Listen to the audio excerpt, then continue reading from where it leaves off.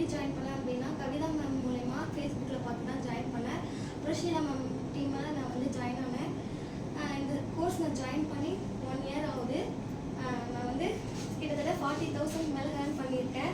இது வந்து என்னோட ஏர்னிங் ப்ரூஃப். இது வந்து நம்மளோட இதுலேருந்து நான் வாங்கின ப்ராடக்ட்ஸ்லாம் கூட நான் வேஸ்ட் பண்ணியிருக்கேன். First order facial order, normal facial, golden facial, அப்புறம் நார்மல் ஃபேஷியல்,